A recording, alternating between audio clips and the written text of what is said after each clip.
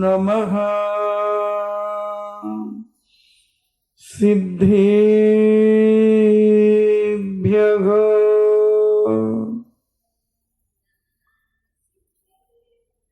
इणमो अरिहन्ताणम्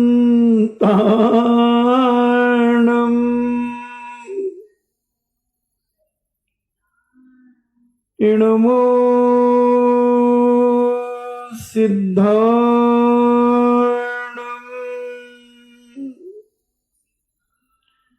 इणमो आयर्याणम्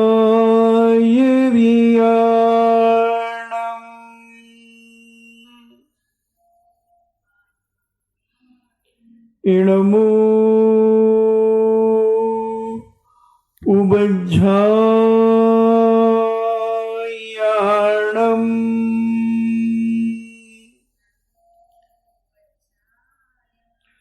इणमो लोये सब्बेसाभूणम्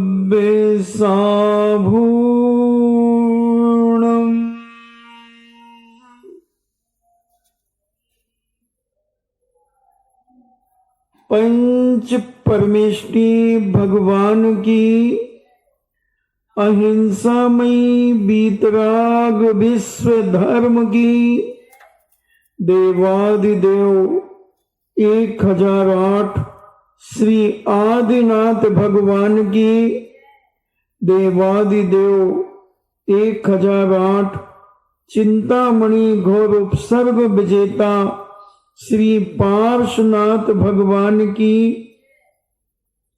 देवादिदेव 1008 शासन नायक बाल ब्रह्मचारी भगवान महावीर स्वामी की परम पूजनी आचार्य श्रोमणि गुरुवर श्री कुंद कुंद महामुनिराज की परम पूजनी आचार्य श्रोमणि गुरुवर श्री विद्यासागर जी महामुनिराज की परम पूजनी निर्यापक श्रमण मुनि श्री सुधा सागर जी महाराज की परम पूजनी 3,9 करोड़ महामुनिराजों की तपोदय अतिशय क्षेत्र की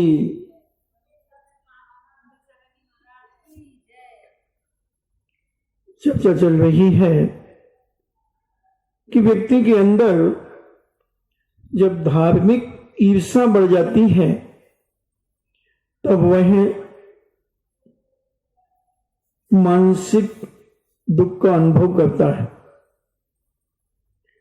ऐसे सामान्य ईर्ष्या उसके जीवन में होती रहती है, कुछ क्षणों में मिट जाती है, शांत हो जाती है।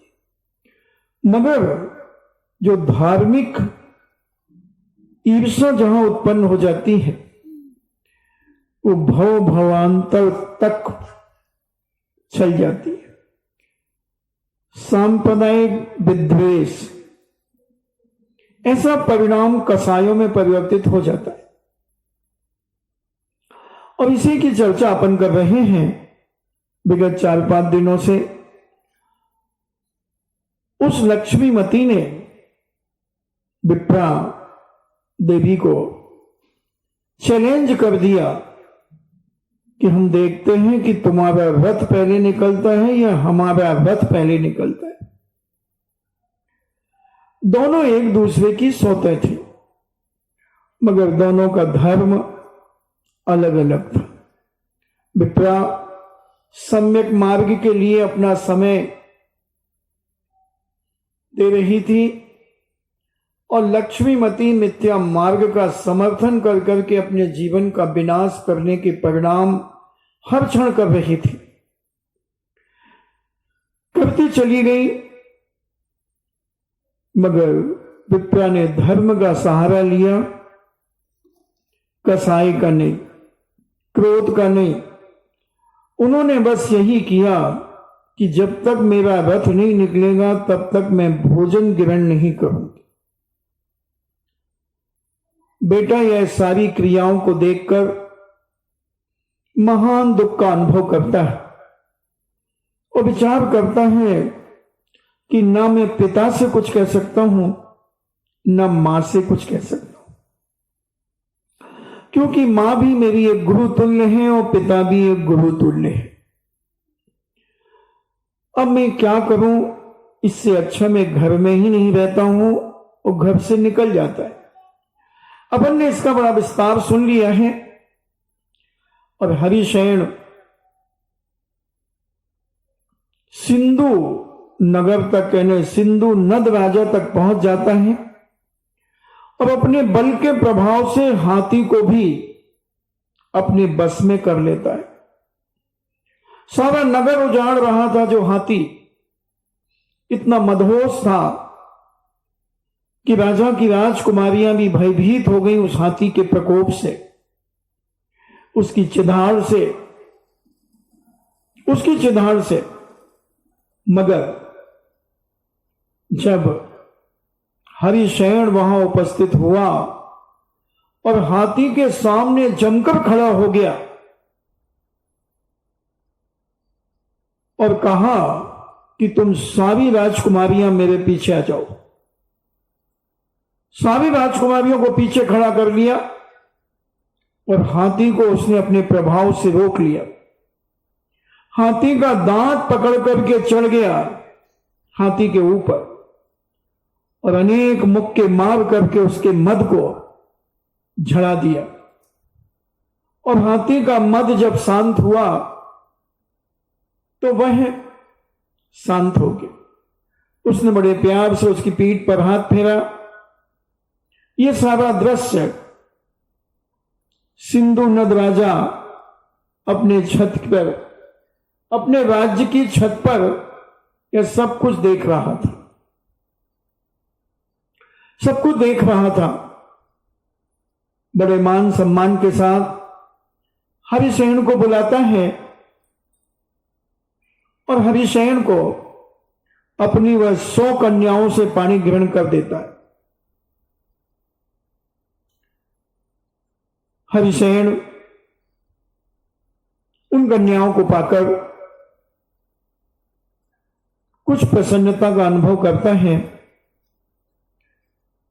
और एक दिन रात्रि में अपने शयन कक्ष में जब हरिशयन सो रहा था, एक विद्याधरी आकर उस हरिशयन को उठा करके ले गई। और जब हरिशयन को ले जाने लगी, हरिशयन की निद्रा खुलती है और पूछती है तू कौन है? पूछता तू कौन है, क्यों ले जा रही है मुझे? और अपना विकराल रूप बना करके हरिशयन उससे कुपित हो जाता है। मगर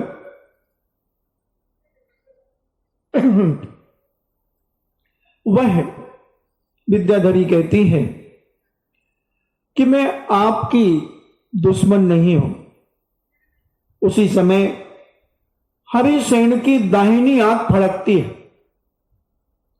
और दाहिनी आंख फड़कना पुरुषों के लिए शुभ का प्रतीक होती है। उसी समय हरिशयन विचार करता है कि निश्चित कोई मांगलिक कार्य होने वाला है, कोई शुभ कार्य होने वाला है, क्योंकि मेरी दाहिनी आंख फड़क रही है। और वह उस सूरपुर नगर में पहुंचता है जहां अनेक लोग उसका इंतजार कर रहे थे। उसका इंतजार वह राजकुमारी भी कर रही थी, जो राजकुमारी पुरुषों से नफरत करती थी। जयचंदा उसका नाम था। उसके पिता ने उसे इतने राजकुमारों के चित्र दिखाए, मगर वो सारे चित्रों को उसने हटा दिया। अब उसे पुरुष जाति से ही नफरत होने लगी। मगर जिस वक्त हरिसेन का चित्र उसने देखा, उस चित्र को देखकर वह मूर्छित हो गई। और विद्याधरी जब उसे उठाकर के ले गई हरिसेन को और कहा कि राजकुमारी, जिसका मैंने तुम्हें चित्र दिखाया था वो साक्षात यहां पर आ गया है। जयचंदा उसे देख करके मोहित हो जाती है और हरिसेन का पाणी ग्रहण उसके साथ कर दिया जाता है। हरिसेन लौट करके आता है और उस जंगल में अपनी सेना के साथ पुनः विश्राम करता है और विचार करता है कि वही आश्रम का रास्ता है जहां पर मेरा अपमान करके मुझे निकाला था। सतमन्यु के आश्रम में मैं पुनः प्रवेश करूंगा और उस मदनावती जो पूज्य मुनिवर ने कहा है कि तुम्हारी वह पटरानी बनेगी, उसे मैं प्राप्त करूंगा, क्योंकि मुनिराज की बात कभी मिथ्या नहीं होती। मुनिराज अवधि ज्ञानी थे। अवधि ज्ञान के माध्यम से उन्होंने जाना था कि यह चक्रवर्ती बनेगा और इसका पाणी ग्रहण मदनावती के द्वारा किया जाएगा। जब वह उस जंगल में यत्र तत्र विचरण करता हुआ आश्रम की ओर बढ़ता है तो उस आश्रम के सारे तापसी भयभीत होने लगते हैं कि अब क्या होगा, आश्रम का तहस नहस कर दिया जाएगा, आश्रम का विनाश कर दिया जाएगा। मगर सतमन्यु राजा थे, जो मैंने कल कहा था कि वो कहते हैं कि जो सच्चा क्षत्रिय होता है वह कभी भी निहत्तों के ऊपर शस्त्र का प्रहार नहीं करता, बाला के ऊपर प्रहार नहीं करता, किन्नर के ऊपर प्रहार नहीं करता, अबला के ऊपर प्रहार नहीं करता, बच्चों के ऊपर प्रहार नहीं करता। यह क्षत्रिय की बहुत बड़ी पहचान होती है। जो सही क्षत्रिय निहत्ते के ऊपर कभी वार नहीं करता। और अपन सारे सन्यासी इस आश्रम में रह रहे हैं, कैसे वह हमारे आश्रम को तहस नहस करेगा। अपन सम्मान सहित उन्हें लेने चलते हैं और सारे तापसी जो सन्यासी थे वो हरिसेन की आगवानी के लिए अनेक प्रकार के फल फूल आदि लेकर के आगवानी के लिए जाते हैं। हरिसेन यह सम्मान देखकर मन ही मन खुश होता है और विचार करता है कि इन सन्यासियों को मेरी शक्ति का भान हो गया है, मेरी शक्ति का भान हो गया और इन्हें पता चल गया है कि मैं बहुत बड़ी सेना लेकर के आ रहा हूं और मैं चक्रवर्ती पद से भी विभूषित होऊंगा, क्योंकि जिनेंद्र भगवान का साक्षात रूप जो मुनिराज का होता है और उन मुनिराज ने अपनी अवधि ज्ञान के माध्यम से यह घोषणा की थी। हरिसेन जब आश्रम में प्रवेश करता है, बड़ी आओ भगत मान सम्मान के साथ उसे प्रवेश कराया जाता है और नागवती अपनी बेटी जो मदनावती थी उसका ही उसी आश्रम में पाणी ग्रहण कर देती। सारे तापसियों के बीच और अपने पति सतमन्यु जो उस आश्रम के संचालक थे उनके सानिध्य में वह उसका पानी ग्रहण करते हैं। इधर जब सारे राजाओं को पता चलता है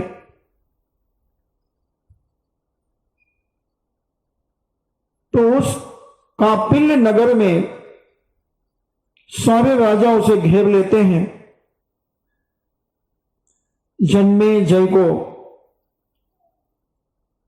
और कहते हैं तूने अपनी बहन के लिए एक साधारण व्यक्ति को दे दिया है,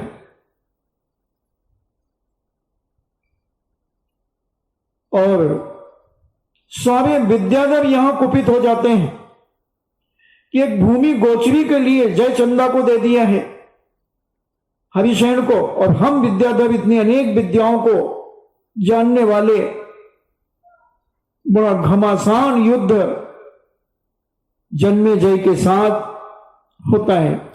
जन्मेजय अपनी सेना को भेज करके अनेक अनेक राजाओं को परास्त करता हुआ युद्ध के मैदान में बढ़ता चला जाता है। सारे राजा भाग जाते हैं, मगर एक कलकल नाम का राजा कहो या काल कलिका कहो, वह राजा डटकर के मुकाबला करता है। और जब हरिसेन को यह बात पता चलती है कि जो मेरा साला है उसके ऊपर अनेक लोग युद्ध कर रहे हैं, तब ये अपनी सेना लेकर उस ओर बढ़ जाता है और कापिल्य नगर में प्रवेश करता है और सबको तितर बितर करता हुआ जिनेंद्र भगवान की प्रतिमा का रथ पूरे नगर में घुमाता है बड़ी धूमधाम से, और अपनी मां से कहता है कि ले मां, तेरी प्रतिज्ञा आज मैं पूरी कर रहा हूं। और उसने इतने जिनालय बनाए, इतने जिनालय बनवाए बड़े बड़े, इतने जिनालयों का निर्माण कराया, कहते हैं पूरी पृथ्वी को बांट दिया उसने, जहां देखो वहां बड़े बड़े विशाल जिनालय। अब उस मिथ्या मार्ग का सफाया कर दिया। जो लक्ष्मीवती रानी थी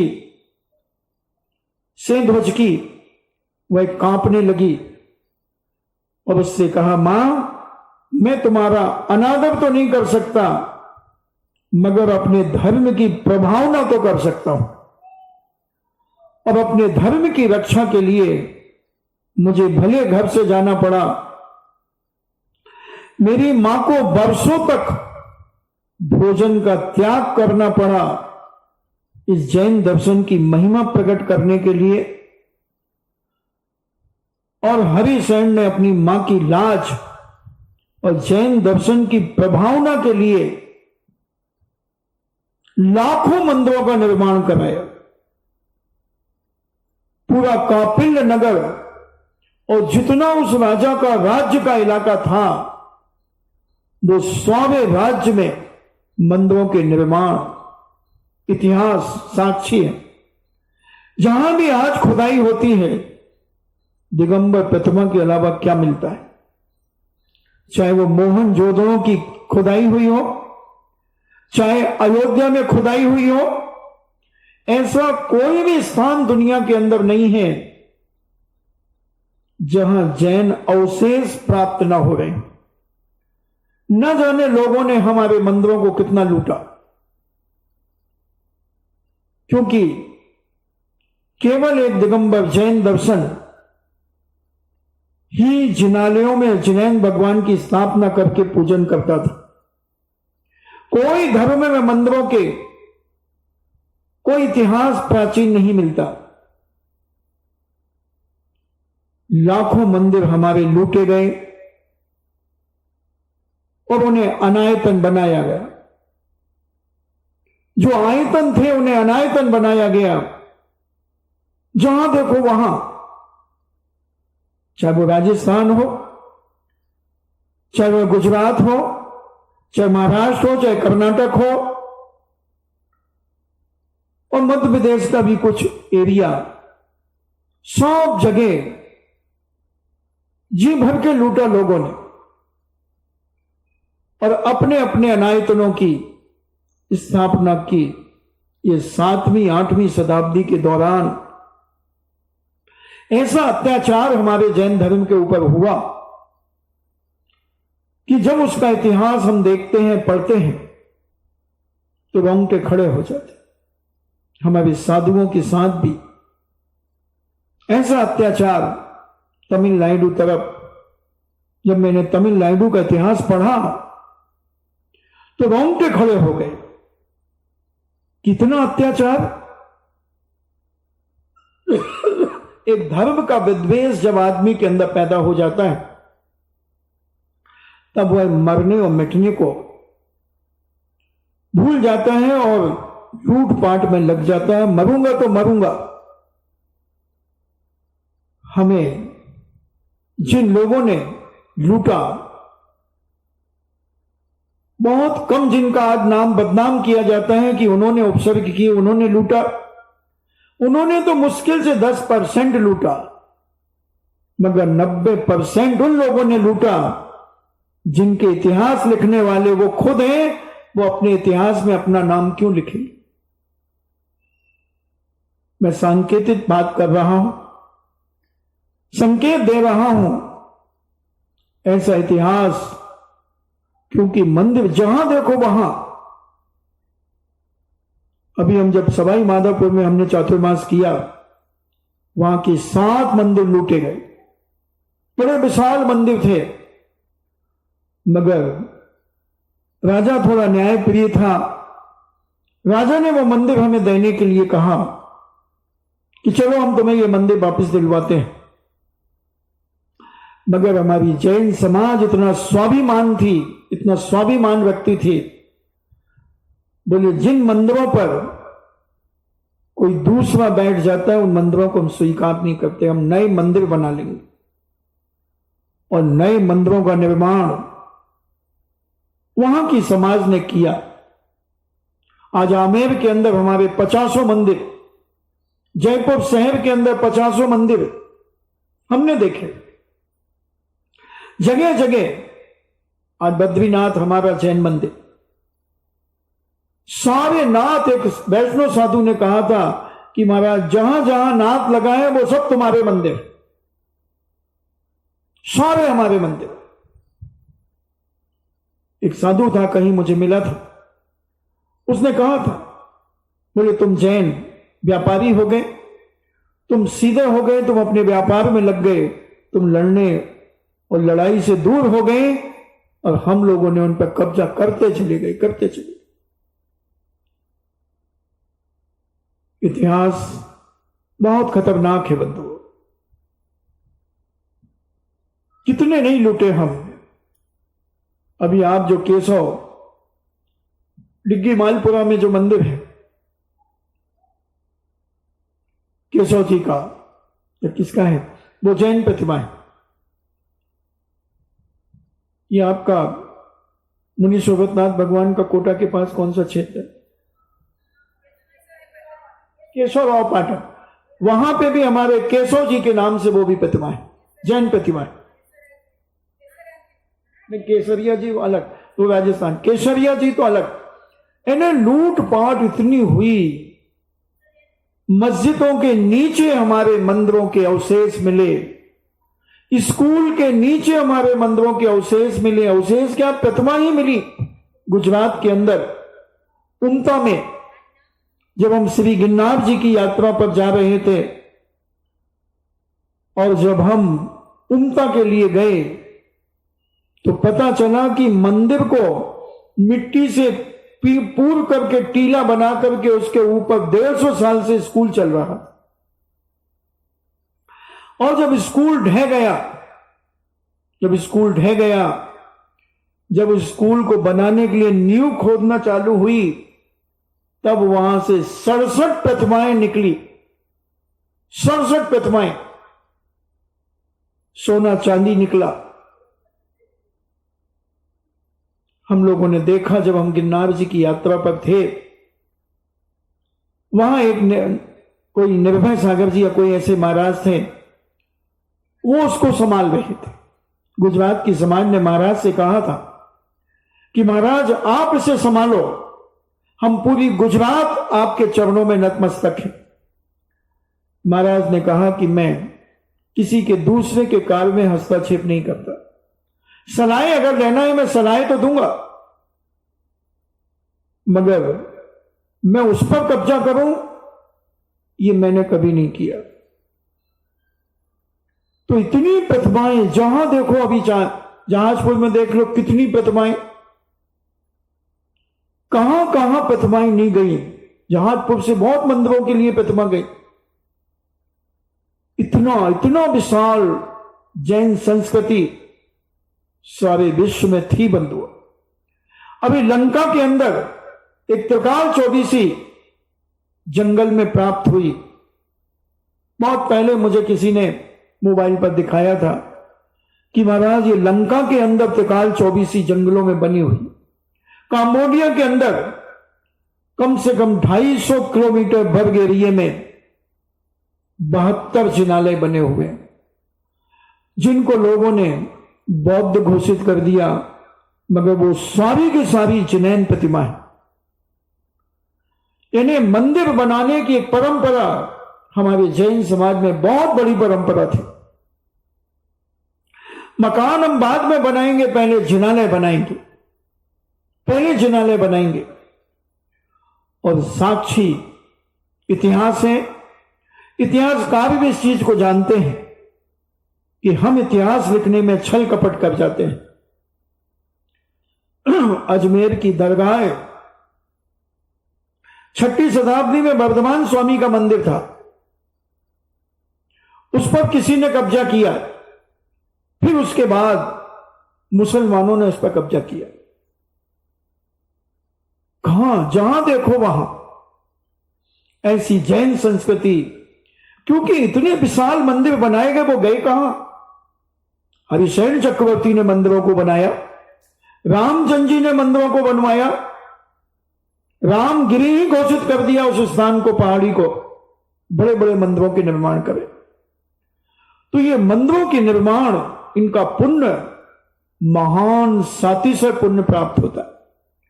मंदिरों के निर्माण का पुण्य बड़े बड़े आचार्य परमेश्वरी कहते हैं कि इस मंदिरों के पुण्य का वर्णन मेरी जिह्वा नहीं कर सकती। पद्मनंदी पंचविंशति के अंदर तो इतना लिख दिया कि एक चने के बराबर मंदिर और चावल के बराबर प्रतिमा बनाने वाले का पुण्य मेरी जिह्वा उसका बखान नहीं कर सकती, उसके पुण्य का। ऐसे 22 आचार्यों ने अपने 22 ग्रंथों में इस मंदिर की बात कही है। क्योंकि एक जिनालय बनाने से कितने लोग धर्मात्मा बनते हैं, कितने लोग अभिषेक पूजन करना शुरू करते हैं, कितने लोगों की आस्था मजबूत होती है, कितने लोग उस जिनालय की सेवा करके अपने जीवन में महान साथी से पुण्य बंद करते हैं। उन सबका छठा भाग उस श्रावक के खाते में जाता है, जो श्रावक अपनी चंचला लक्ष्मी से जिनैन भगवान के मंदिर का निर्माण करता है।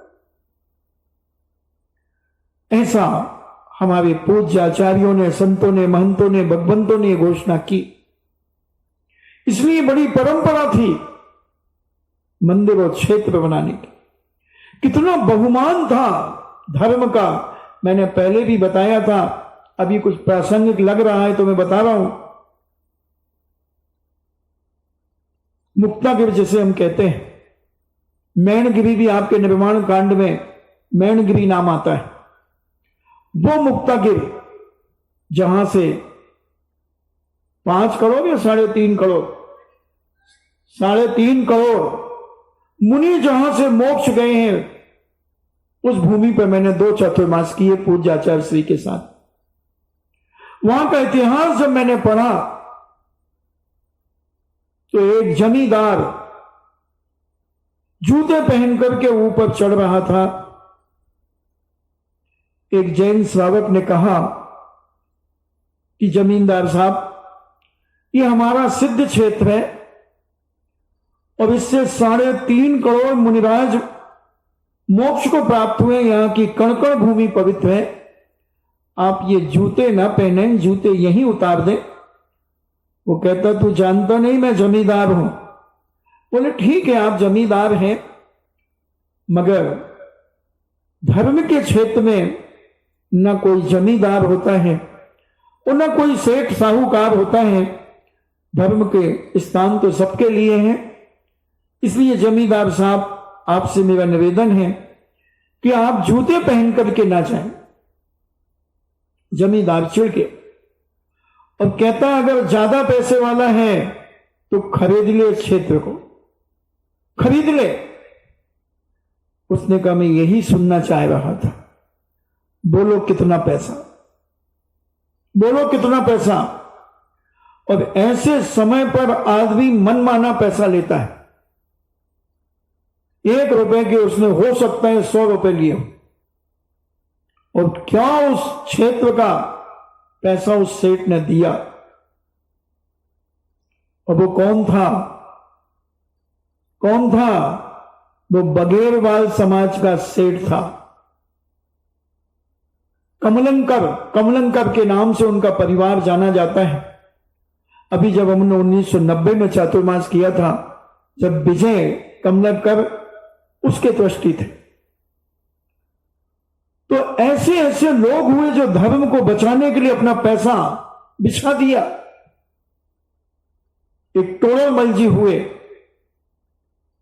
जो पंजाब के रहने वाले थे, और जब सिखों के गुरुओं के 2 बेटों को उस समय के बादशाह शासक ने दीवालों में चिन दिया, पहले बड़ी निर्दय परंपरा थी, खड़ा करके और दोनों तरफ से दीवालें उठा देते थे और पैक कर देते थे। और कितने नन्हे मुन्ने प्यारे बच्चे, एक 7 साल का और एक 12 साल का बच्चा, उनको दीवालों के अंदर चिन दिया गया। जब वो मरण को प्राप्त हो गए, तब उनको दफनाने के लिए उस बादशाह ने जगह देने से इनकार कर दिया। समझना बंधुओं, मगर एक जैन भाई टोड़रमल जी ने उस बादशाह राजा से निवेदन किया कि राजन, इनको दफनाया तो जाएगा, कैसे बिना दफनाए इनको क्या करेंगे? बोले अगर तुम्हें इनके जमीन चाहिए इनको दफनाने की, तो सोने की मोहरें बिछा दो, जितनी जमीन तुम्हें चाहिए, जितनी जमीन तुम्हें चाहिए, सोने की मोहरें बिछा दो वहां तक। 6 बाई 6 की जमीन चाहिए थी। अब 6 बाई 6 की जमीन पर सोने की गिन्नी कहो या मोहरें कहो, वो बिछाई गई।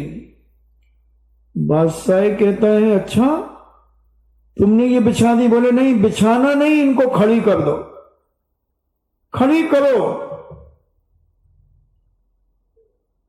और हमारे टोड़रमल जी ने, टोड़रमल जी जैन ने सिखों का साथ दिया और सिखों से कहा कि चिंता मत करो, जब तक ये जैन बंदा जिंदा है, जब तक तुम्हारे बच्चों को दफनाने की जमीन खरीदेंगे, कितनी भी महंगी मिले हम उसे खरीदेंगे, खरीदेंगे। और वो मोहरें खड़ी की गई। 78,000 मोहरें खड़ी की गई। और उस समय की वो 2.5 करोड़ रुपए की कीमत की मोहरें थी। उस समय गोविंद साईं, उनके 5वें गुरु गोविंद सिंह जो भी थे, उनके बेटों की दफनाने के लिए जैन समाज के व्यक्ति ने इतना बड़ा सहयोग दिया था। बंधुओं, इतिहास जैन धर्म का बड़ा प्राचीन है। और हरि सिंह ने एक मिथ्या मार्ग का विनाश करने के लिए और सम्यक मार्ग को प्रकाश में लाने के लिए इतने जिनालय बनवाए कि रावण जब अपने दादा सुमाली के साथ विमान में जा रहा था, तो जब उसकी नजर रावण की नीचे पड़ी तो वो पूछता है कि दादा, ये बिना पानी के इतने सारे कमल कहां खिले हुए हैं? जब उसके सुमाली दादा ने कहा, बेटा ये कमल नहीं है, पहले उन्होंने कहने के पहले ओम नमः सिद्धेभ्या कहा सुमाली ने, और फिर रावण को, दशानन को सारा इतिहास सुनाया कि ये बड़े बड़े चिनालियों के शिखर हैं और इन शिखरों के ऊपर जो कलशे लगे हुए हैं, स्वर्णमय कलश, तुम्हें ये कमल दिख रहे हैं क्योंकि अपन पुष्पक विमान से चल रहे हैं ऊपर। ये सारे जिनालय हरिसेन चक्रवर्ती ने बनवाए। तो रावण कहता है, इतना महान व्यक्ति था, मैं भी जिनालय बनाऊंगा। और रावण ने भी एक विशाल जिनालय बनवाया लंका के अंदर, जिसमें 1000 खंबे थे, स्फटिक मणि के खंबे, और रत्नों से पटी थी पूरी पृथ्वी, मंदिर का पूरा आंगन, दीवारें रत्नों की। और ऐसी विशाल शांतिनाथ भगवान की प्रतिमा रावण के राजमहल में थी। और विभीषण के राजमहल में पद्म प्रभु भगवान की प्रतिमा थी, उसमें भी 1000 खंबे थे। कल्पना करना इस पंडाल में कितने खंबे हैं। 3 तो ये अपन को दिख रहे हैं, और 3 और 3 6, एक इधर पीछे होगा, एक और उधर आगे होगा। 10 खंबे का ये पंडाल। तो 1000 खंभों का कितना विशाल जिनालय होगा, कितना विशाल जिनालय होगा। कैसे थे हमारे लोग, धर्म के लिए सब कुछ लुटाने के लिए तैयार थे। अत्तिम अब्बे ने 1500 मंदिर बनवाए। दान चिंतामणि जिनके ऊपर लिखी गई पुस्तक, पूज्य आचार्य श्री कहते हैं सबको पढ़ना चाहिए, हर महिला को कम से कम उस पुस्तक को पढ़ना चाहिए। दान चिंतामणि 1500 मंदिर। अभी ज्यादा समय नहीं हुआ, 500-600 साल पुरानी बात है, मगर लूटा लोगों ने। आज तिरुपति बालाजी, हमारे नेमिनाथ भगवान, नेमिनाथ भगवान कितना विशाल मंदिर है, क्योंकि हम अब जैन से बनिया हो गए, इसलिए हम अपनी संस्कृति को अब जीवित नहीं कर पाते। इसलिए आज नए क्षेत्र बनाने की बहुत बड़ी आवश्यकता होगी। कई लोगों के मन में आता है कि सुधा सागर जी महाराज इतने क्षेत्र क्यों बनवाते, तो उनके मन में भी आया, और लोग कहते पुराने मंदिरों का जीर्णोद्धार करना चाहिए। तो महाराज ने कहा कि बिल्कुल ठीक है, तुम सारे लोग जब नियम ले लो कि मैं जब तक मेरे घर में मेरे दादाजी जिंदा रहेंगे, जब तक मैं संतानों को जन्म नहीं दूंगा, दादाजी का जीर्णोद्धार करते रहेंगे, दादाजी का इलाज कराते रहेंगे, और जब दादाजी मर जाएंगे, जब हम संतानों को जन्म देंगे, तो मैं भी नियम लेता हूं कि मैं सारे पुराने मंदिरों का जीर्णोद्धार करता रहूंगा, नए मंदिरों का निर्माण नहीं करूंगा, नहीं करवाऊंगा, आशीर्वाद नहीं दूंगा। क्या यह संभव है? क्या लोग नियम ले सकते हैं? अबे दादा परदादा जिंदा रहते हो, पीढ़ी तक इधर लाइन लग जाती है, तो तुम्हें मंदिर बनते हैं तो तुम्हें जलन पैदा होती है। आज कितने पाप से बचवा दिया इस राजस्थान को, मध्य प्रदेश को, कितने पाप से। क्योंकि जब पैसा बढ़ेगा तो कहीं ना कहीं तो खर्च होगा। कितना जोड़ोगे, कितना जोड़ोगे? और वो पैसा जब पाप में जाता, ये गाड़ी बदलते, वो गाड़ी, वो मॉडल खरीदते, 10-10 हजार की साइकिलें खरीदते, जो इच्छा होती वो खरीदते, जो इच्छा होती, पैसा है, और सारा ये मकान तोड़वा करके वो मरना, क्या बोलते हो, क्या करते हैं वो, इंटीरियर डिजाइन, क्या पता नहीं, वो बच्चे ये पापा ये बदलो, अब ये ठीक नहीं, यो करो वो करो, ये होता रहता, और सारा पैसा पाप में ही चला जाता। आज कितना पैसा समाज का कितने बड़े सत्कार्यों में लग गया। मैं अनुमान से कहता हूं कि कम से कम 4,000 करोड़ रुपया जैन समाज का निकल करके और सत्कार्यों में लगा होगा। कितने स्कूल, कितने छात्रावास, कितने जिनालय, कितनी संतशालाएं, कितने मंदिरों के जीर्णोद्धार। अगर ये नहीं होता तो पैसा तो बढ़ता, क्योंकि जब तुम संतों से जुड़ते हो, पुण्य की क्रिया करते हो, तो धन तो बढ़ेगा, धन बढ़ेगा, ये नियम है। हमने तो जहां जहां राजस्थान में चतुर्मास किया, चतुर्मास के पहले वो नगर कैसा था और चतुर्मास के बाद वो नगर कैसा होने लगा। मैं तो खांडू कॉलोनी को उदाहरण दे देता हूं, क्योंकि 10 आदमी इनके बैठे हैं। जब हमने 2007 में यहां चातुर्मास किया था, 7 लाख या 11 लाख का कलश गया था, 7 का।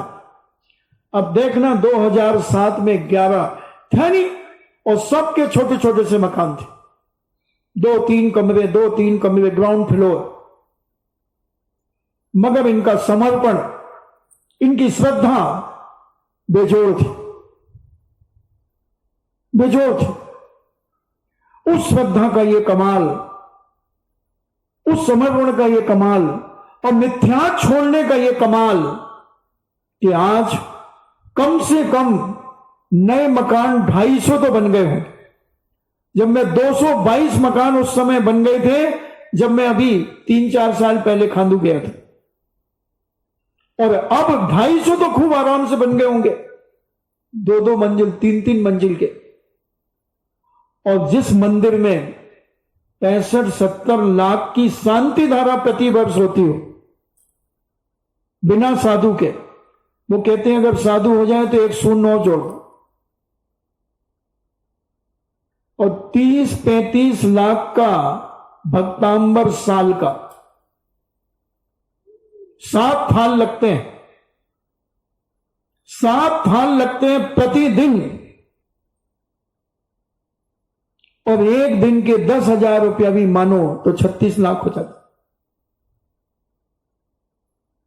कहां से आया? और पहले ऐसे भी परिवार थे जो 11,000 रुपए बोलने में भी 3 बार सोचते थे 2007 में कि मैं दे पाऊंगा कि नहीं, और अब इसमें 1 शून्य जोड़ दो तो भी तैयार बैठे। 5-7 दिन में स्कूल के लिए 4 करोड़ रुपए इकट्ठा हुआ था। एक उत्साह, एक धर्म के प्रति आस्था जो बनी, और इसका पुण्य आज सारी समाज को प्राप्त है, और अब तो पूरे राजस्थान को प्राप्त है। जहां जहां अंतरंग परिणामों से श्रद्धा से भक्ति की गई है, निश्छल कपट से रहित होकर के की गई है, वो आदमी दिन दूना रात चौगुना बढ़ता जा रहा है, कहीं से पीछे नहीं है। तो ये पुण्य, ये संस्कृति को जीवित करने के लिए हमें पुण्य के साथ अपनी चंचला लक्ष्मी का सदुपयोग करना पड़ता है, और जितना जितना हम उपयोग करते हैं उतना उतना हमें उससे कई गुना प्राप्त होता है। कितना देता है आदमी? 10% अपनी कमाई का। मैंने तो नहीं देखा दुनिया के अंदर कि कोई 10% से ज्यादा देता हो, चाहे कोई भी हो। कोई एकाध बिरला मिल जाए, जैन समाज की बात कर रहा हूं, कि जो 20-25% कर दे, बाकी तो एकाध कोई % होगा ऐसा। बाकी जीवन भर की कमाई से 10% से ज्यादा कोई ने नहीं निकाला। 90% यानी 100 में 90 रुपए तुम्हारे लिए हैं और 10 रुपए जिन्हें भगवान के लिए दिए हैं। तो ये वही एक गाना बहुत पहले मैंने सुना था कि तुम 1 पैसा दोगे वो 10 लाख देगा, गरीबों की सुनो वो तुम्हारी सुनेगा। बहुत पहले सुना था, दीक्षा के पहले। तो आज हम देखते हैं कि ये धर्म वही है जिसने वो गीत लिखा था, उसने रहस्य छुपा करके रखा था। अब उसका फल आज हमारी जैन समाज सारे भारत में प्राप्त कर रही, प्राप्त करती चली जाएगी। जब तक धर्म के प्रति आस्था बनी रहेगी, जब तक धर्म के प्रति विश्वास और प्रीति बनी रहेगी, तब तक दुनिया की कोई ताकत जैन दर्शन को पीछे नहीं ढकेल सकती। हमारी संस्कृति और संस्कार अगर हमारे अंदर जीवित रहे तो दुनिया की कोई ताकत हमारी संस्कृति को पीछे नहीं ढकेल सकेगी। हमें समझना है, हमें सोचना है कि आज हम कुछ लोग धर्म से वंचित होते चले जा रहे हैं, और जो वंचित हो रहे हैं, जो धर्म के प्रति आस्था कम कर रहे हैं, उनके जीवन में संकट पर संकट भी उत्पन्न हो रहे हैं। क्योंकि धर्म, पवित्रता का नाम धर्म है। छल कपट से रहित होना चाहिए धर्म। देव शास्त्र के प्रति ईर्षा और धर्म के प्रति कसाय भाव जहां उत्पन्न हो जाती है, वहां विघ्न आते हैं। और लक्ष्मीमती इतनी दुखी हो गई, मानसिक इतनी दुखी हो गई, क्योंकि जब विप्रा देवी ने अपने रथों को देखा, हजारों रथ, चक्रवर्ती था, 32,000 मुकुटबंद राजा जिसके साथ चल रहे थे, 14 रत्न 9 दिनियां जिसके साथ चल रही थी, उसे क्या कमी थी? एक एक शस्त्रों का रक्षक 1,000 देवता थे। चक्ररत्न की रक्षा 1,000 देवता करते थे। 14 रत्नों की रक्षा 1,000 देवता, 1,000 देवता, और 9 निधियों की रक्षा 1,000 देवता करता था। उसे तो मात्र कहना ही था। रथ पर रथ तैयार हो गए, सिंह रथ, अश्वरथ, ऋषभ रथ, गजरथ, ऐसे पूरे नगर में, पूरे राज्य में भ्रमण करा दिया, और जैन दर्शन का बोलवाला सारे राज्य में करा दिया। विप्रा का जो आनंद, जो गदगद भाव, उसके खुशी के आंसू, पहले तो गम के आंसू निकले थे, वेदना के आंसू निकले थे, धर्म के अपमान के आंसू निकले थे, अब धर्म के प्रभाव के आंसू उसके निकले। और उसने अपने बेटे को छाती से लगाया कि बेटा, तूने आज मेरे जिनेन भगवान के धर्म की जो महिमा इन मिथ्या दृष्टियों के बीच में जो फैलाई, और हजारों लाखों लोगों ने जो सम्यक दर्शन प्राप्त किया इस महिमा को देखकर, धन्य है। और हरिशयन राजपाट करता हुआ एक दिन वैराग्य को प्राप्त हुआ। देखना, हमारे जितने भी राजा महाराजा हुए, जितने भी राजा महाराजा हुए, राजपाट भोग करके और अपने बेटे को राजपाट देकर स्वयं दीक्षित हो गए। जो सम्यक दृष्टि राजा थे, वो सारे के सारे इतिहास है, इतिहास है। इसलिए मैं तुमसे कहता हूं कि तुम भी अपने जीवन में चलो, दीक्षित ना हो पाओ, दीक्षा ना ले पाओ, तो कम से कम 2 प्रतिमाएं अपने जीवन में लेकर के जरूर मरना। मरना तो है, मरना तो है पक्का, इसमें कोई 2 मत नहीं है। कोई भी अमृत पी करके नहीं आया, और अमृत पीने वाला भी मरता है। ये तो कहावत है कि स्वर्गीय देवता अमर हैं, भक्ता अमर, आपके भक्ता अमर में ही कह दिया भक्त अमर, मगर वो देवता भी मरता है। सबको मरना है। जब मरना ही है तो कुछ ऐसा करके मरो कि तुम्हारी संसति, तुम्हारी कुल परंपरा व्रती बनकर के मरती चली जाए। मैं नहीं कह रहा हूं कि तुम मुनि बन जाओ, तुम आरिका बन जाओ, छुल्ला केलक बन जाओ, नहीं कह रहा, मगर व्रती जरूर बनो। 2 प्रतिमा अपने जीवन में जरूर धारण करो। काम तो आते रहेंगे, समस्याएं आती रहेंगी, और इन समस्याओं को देख देख करके अगर हम रुके रहे तो बंधुओं, ये हमारा सोच ठीक नहीं है। समस्या किसे नहीं आती? क्या गृहस्थ जीवन में समस्या नहीं आएंगी? साधु जीवन में आएंगी, कौन सा फर्क पड़ता है? साधु जीवन में समस्या आएंगी तो ये कर्म निर्जना में कारण बनेंगी, इससे कर्मों का क्षय होगा। और गृहस्थ जीवन में समस्या आएंगी तो कर्मों का बंध, क्योंकि तुम अव्रती हो। अव्रती व्यक्ति कुछ भी कर सकता है। भरत चक्रवर्ती छायक सम्यक दृष्टि था, मगर व्रती नहीं था, तो क्रोध में इतना आ गया कि अपने भाई के ऊपर चक्र चला दिया।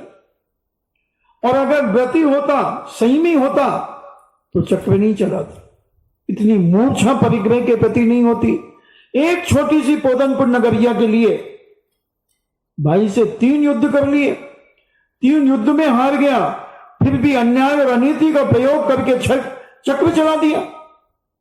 मगर चक्र भी कहता है, ये चक्री तू अन्याय कर रहा है, तुझे मालूम नहीं कि मैं कुटुंब के ऊपर नहीं चलता हूं, और तूने अपने भाई के ऊपर चक्र चलाया।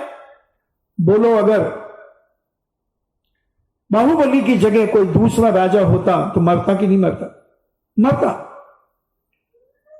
तो और इन्होंने तो यही भावना करके फेंका था ना चक्र, कि बाहुबली को समाप्त करूंगा और पोदनपुर नगरिया पर कब्जा करूंगा।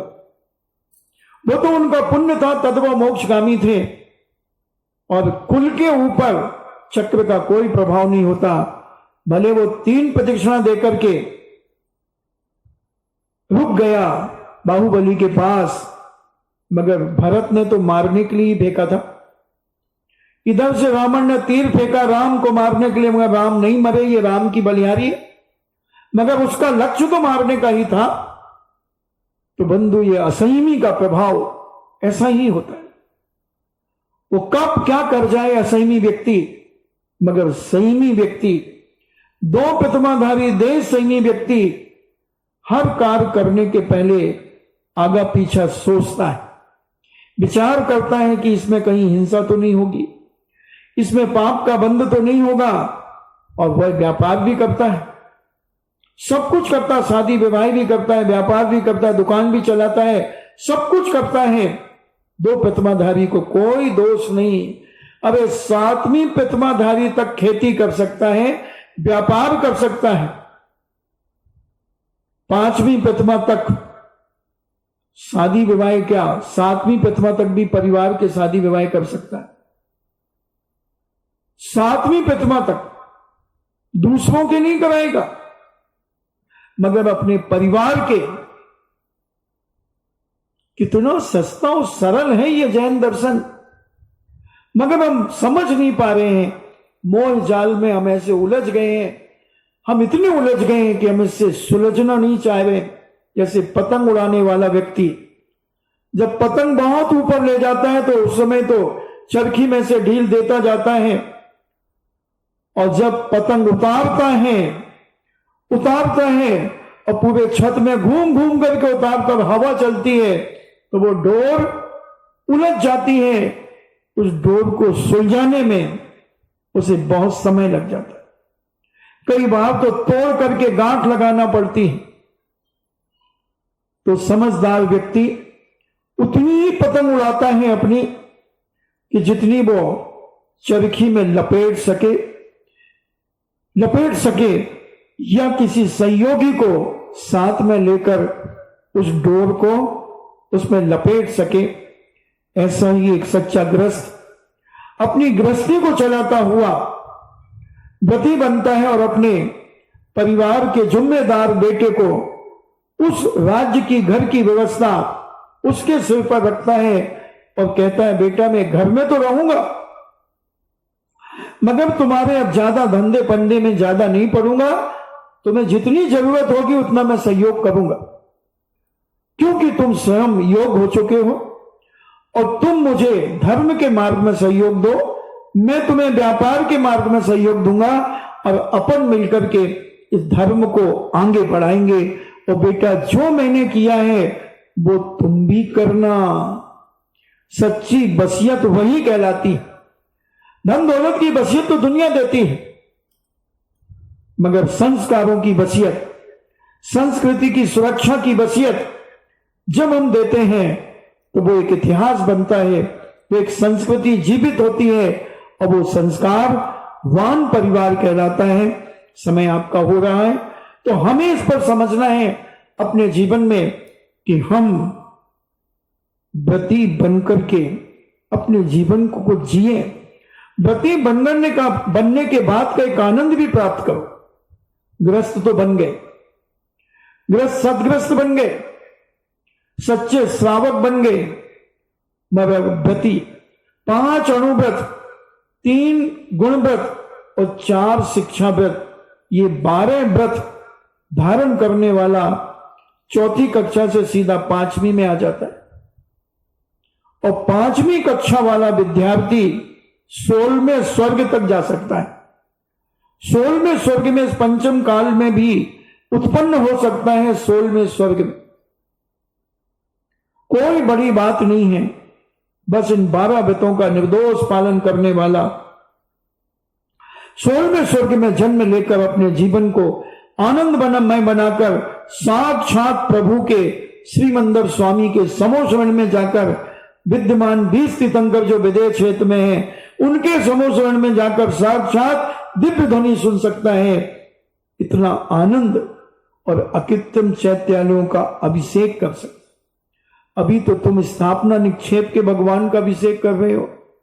वो अकृत्रिम चैत्यालय जो किसी ने नहीं बनाए, वो भगवान 500 धनुष की प्रतिमाएं 108 एक अकृत्रिम चैत्यालय में विराजमान है। उनका अभिषेक, उनका दर्शन तुम अपने जीवन में कर सकते हो। बंधुओं, कुछ नहीं करना, थोड़ा सा मन को मारना है, थोड़ा सा मन को मारना, थोड़ा सा मोह कम करना है और सब कुछ तुम्हारे हाथ में। तिजोरी की चाबी भी अपने पास रखो, कोई बाधा नहीं। सब कुछ अपने पास रखो, कोई बाधा नहीं है। बस सीमा बना लो कि मैं इतना रखूंगा। मैं तो कहता हूं अगर तुम्हारे पास अभी 1 लाख है तो तुम 50 लाख का ले लो, चलो, क्या फर्क पड़ रहा है। सबकी सीमाएं बना लो, परिग्रह परिमाण कर लो, बस इससे ज्यादा बेटों का। और जैसे जैसे तुम अपनी उम्र बढ़ाते जाओ वहां परिग्रह कम करते जाओ, कम करते चले जाओ और एक दिन आदि व्याधि उपाधि से परे होकर समाधि को प्राप्त करो। बंधुओं, यही मनुष्य पर्याय की सार्थकता है। नहीं तो बहुत लोगों ने जन्म लिया, बहुत सारे मरे, मर रहे, मरेंगे, अब उन्हीं में हम भी मर जाएंगे, क्या फर्क पड़ेगा।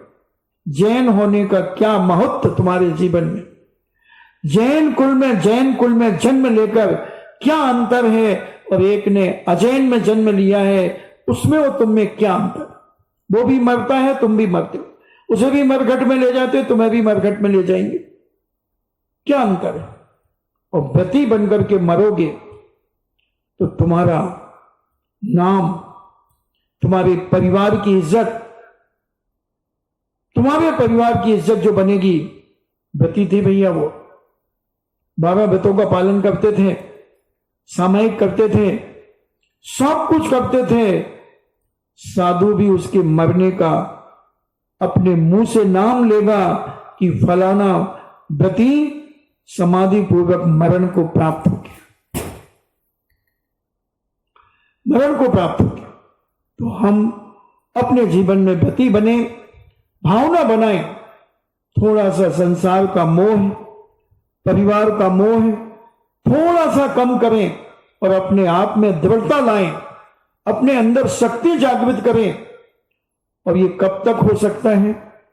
जब तक हाथ पैर चल रहे। और अगर कोई बीमारी पकड़ ली तो फिर तुम तो बहाना करोगे, महाराज हमारी कमर दुख है,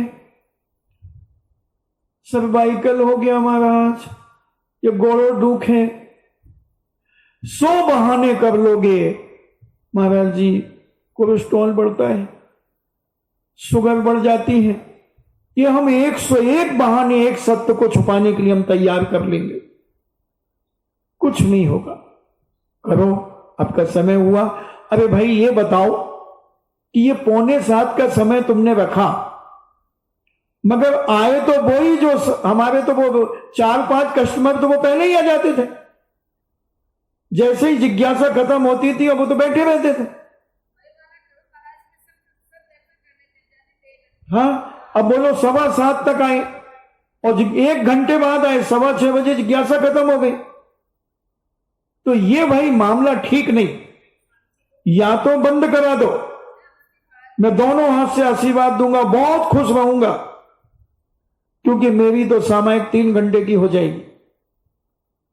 और अगर प्रवचन सुनना है तो आप समय पुनः निश्चित कर लो। आज वो जिज्ञासा के बाद जैसे पहले चलता था, 6:20 पे महाराज चले जाते हैं, 6:25 पे अपन शुरू कर देंगे और 7:25 पे छोड़ देंगे। फिर तुम्हें जहां जाना हो जाओ, गगन बिहारी जाओ, पारसनाथ भगवान के पास जाओ, पानी पीने जाओ, जो तुम्हें करना तुम करना। क्योंकि आज हमने देखा, हम तो आ गए थे यहां पर 6:30 बजे, मगर 6:45 का समय दिया था तो कोई नहीं आया।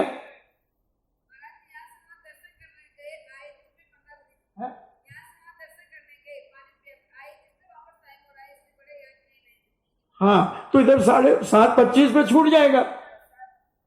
तो आपको जो 20-25 मिनट जो आप 1 घंटा लगा दे, फिर आपके पास समय है बहुत, तो जो करना। तो कल से जिज्ञासा के बाद जैसे प्रतिदिन चलता था वही चलेगा। जिन वाणी के ज्ञान से सूझे लोकालोक, सो वाणी मस्तक धरो सदा देत हूं धोख। हे जिन वाणी भारती तो जपो दिन रेन, जो तेरो सरना गहे सो पावे सुख चैन। देव भजो अरिहंत को गुरु सेवा निर्ग्रंथ, दया धर्म पालो सदा यही मोक्ष का पंथ।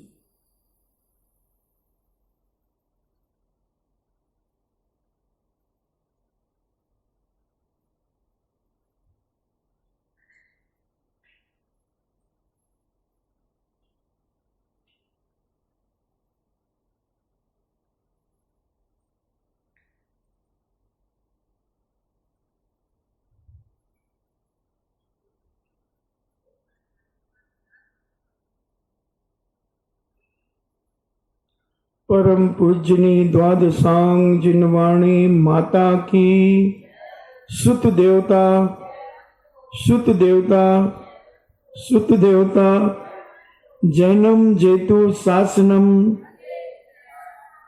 जैनम जेतु शासनम, जैनम जेतु शासनम।